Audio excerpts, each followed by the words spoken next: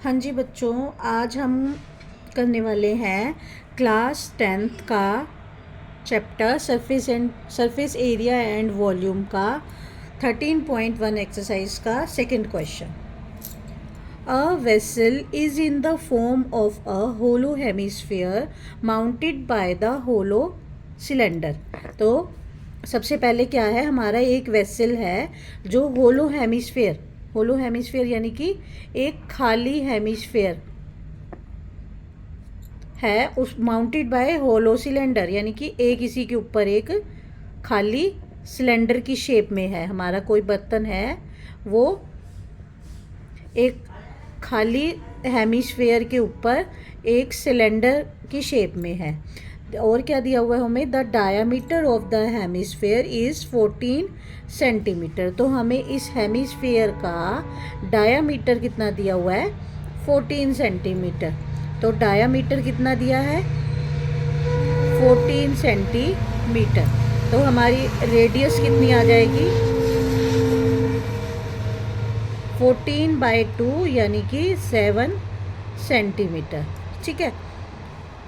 The total height of the vessel is 13 centimetre, यानी कि हमें इस वेसल की पूरी हाइट कितनी दी हुई है, पूरे वेसल की हाइट कितनी दी हुई है, 13 सेंटीमीटर। ठीक है।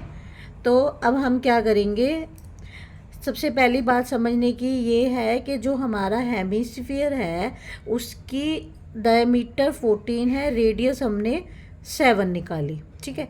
तो जो इसकी रेडियस है वो ही इसकी हाइट भी होगी, हाइट भी इसकी 7 सेंटीमीटर होगी। तो हमारे सिलेंडर की हाइट कितनी निकल जाएगी, height of the cylinder is equal to 13 minus 7 यानी कि 6 सेंटीमीटर।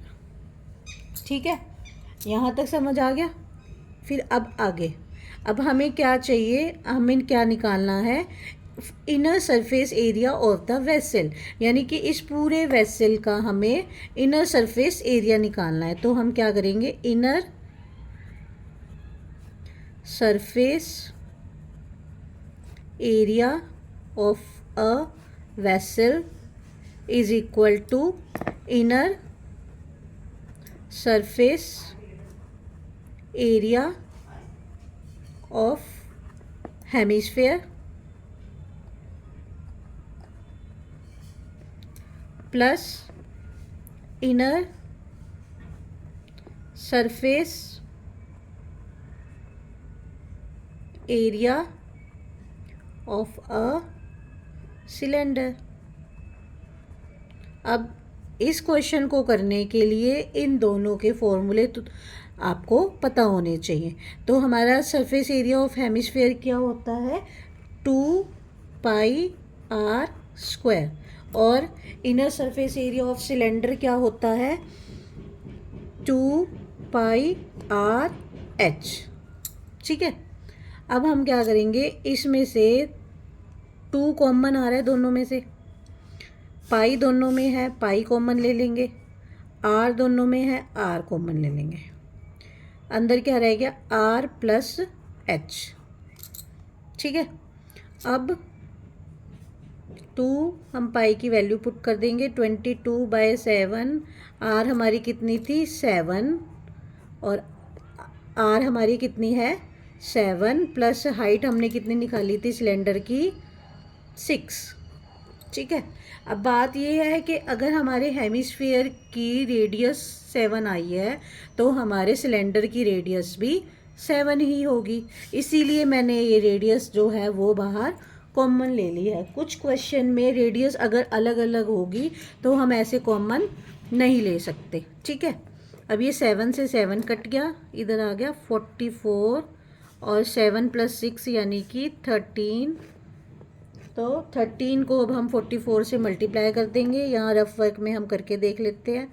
44 को 13 से, 3 2 जा 3 4 जा 12, 3 4 जा 12 और 1 13, 44, तो यानी कि 2 7 5, तो 5 7 2 सेंटीमीटर स्क्वायर हमारा एरिया आ गया, inner service area of the vessel, यानी कि इस पूरे वेसल का हमारा एरिया आ गया।